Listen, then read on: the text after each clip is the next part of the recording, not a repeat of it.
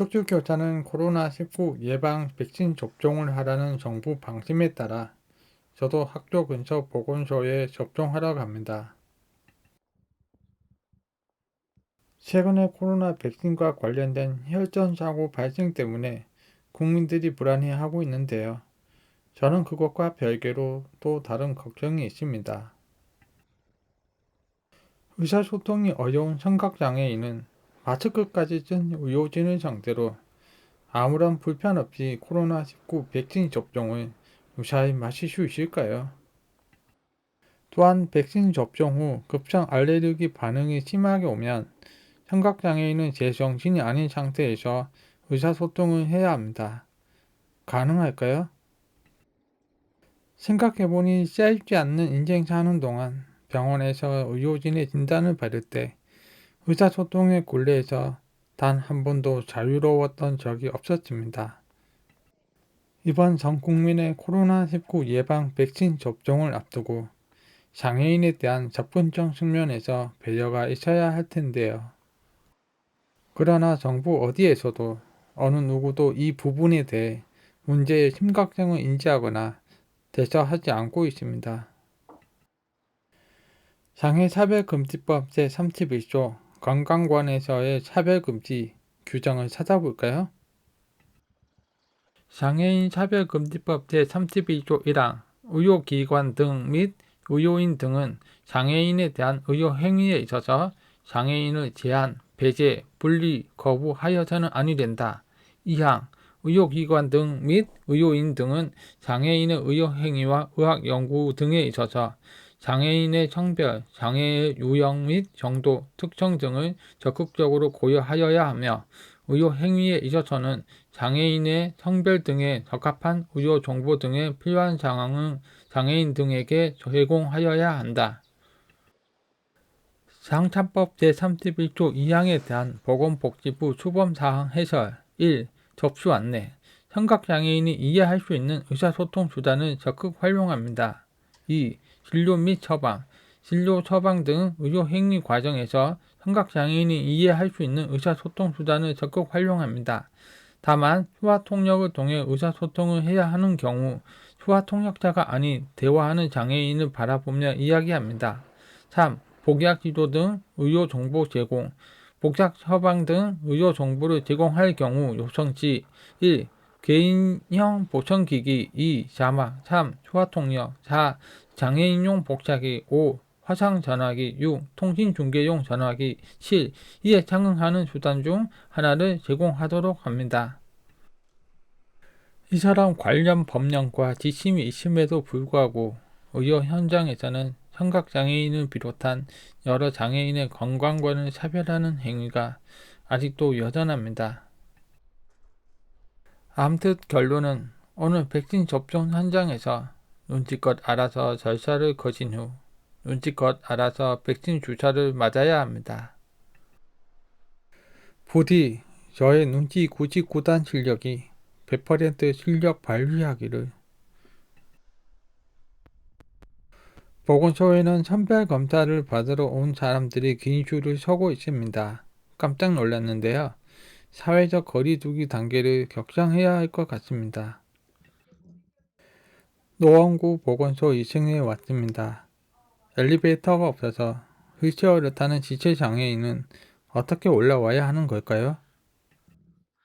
보건소 어디에도 점자 블록이나 점자 안내판이 있지 않습니다. 시각장애인은 혼자서 찾아오기 무척 힘들 것 같습니다. 일찍 도착한 저에게 어떤 직원이 뭐라 말하길래 청각장애가 있다고 하니 손가락으로 자리를 가리킵니다. 그달이라는 뜻이겠죠? 의료진들이 투명 마스크를 쓰고 있다면 필담이 어려운 현장 상황에서 청각장애인에게 그나마 조금이라도 도움이 될 텐데. 아이, 너무 일찍 왔잖아.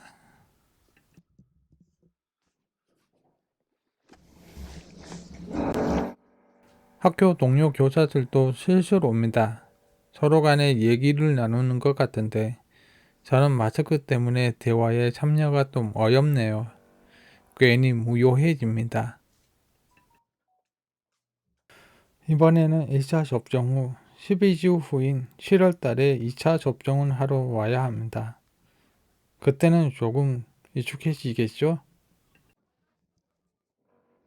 다른 얘기이지만 청각장애 학생에게 의료, 금융, 사법을 가르칠 때 관련 어휘부터가 청각장애 학생에게는 벽으로 느껴졌을 거예요. 그 이후에는 청각장애인들이 의료, 금융, 사법에서 여태껏 정당한 권리를 보장받지 못한 축적된 현실의 고착화 때문이 아니었을까 생각해 봅니다.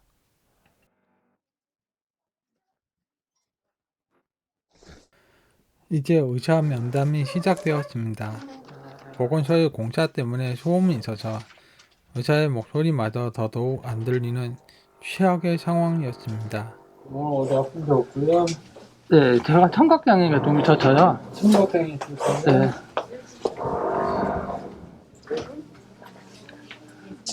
그래서 말씀하실 때 저기 좀 적어서 네.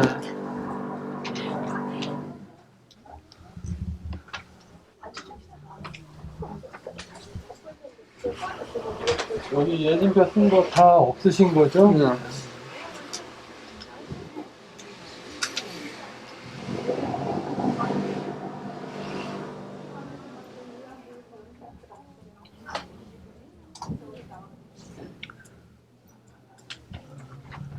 없어요.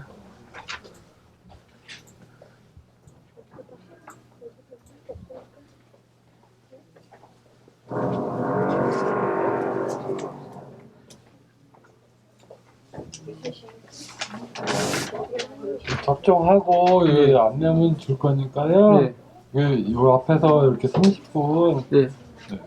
앉아 계시고 그다음에 이상 있으면 꼭 요거 장식해 주시고 그렇게 하세요. 네. 이거 꼭 잘 읽어.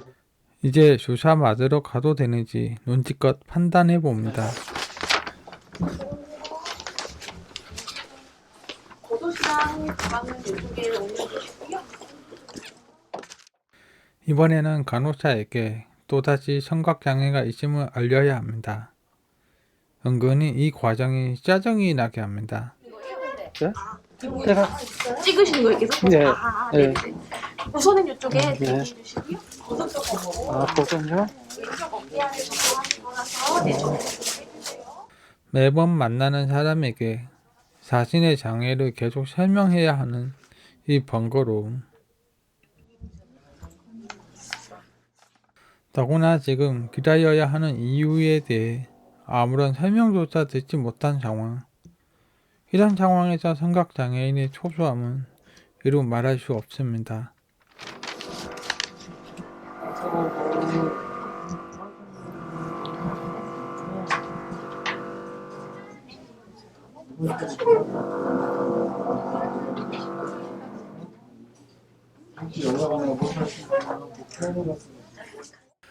예전 병원에서 대기할 때 아무도 부르거나 설명해 주지 않아서 무려 2시간이나 기다렸던 경험 때문에 이런 상황이 더더욱 싫습니다.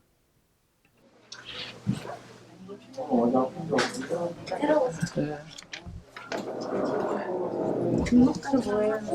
네, 제가 청각장애가 있어가지고 아, 그러세요? 또 한 번 자신의 장애를 계속 설명해야 하는 이 번거로움. 이쪽으로 조금 더 가까이 오세요. 네. 잘 올릴게요. 잡으세요.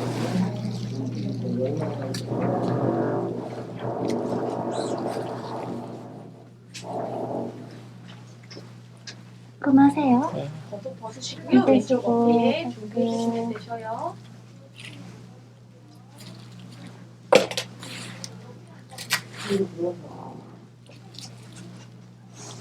고생하셨어요. 네, 설명 듣고 가세요. 이쪽으로 앉으시고요. 제가 손등에 접종한 시간 적어드렸어요. 접종한 시간부터 15분 동안 앞에서 이상 반응 없는지 대기해 주셨다가 접종 이상 반응 없으시면 바로 가시면 되시고요. 이건 접종 안내문이라서 읽어봐 주시고 저희가 접종 확인서는 출력해서 앞에서 뭐라 얘기하는데 전혀 모르겠습니다. 그런데 제일 중요한 것은 15분 후에 이상이 없으면 그냥 가라는 거였지요. 그걸 듣지 못한 저는 의료진이 와서 체크 후에 집에 가는 줄 알았습니다. 하마터면 무작정 계속 기다릴 뻔했습니다. 저보다 늦게 맞은 동료 교사가 다가와서 15분 후에 이상이 없으면 그냥 가도 된다고 알려주어서 20분째 기다린 저는 황당했어요.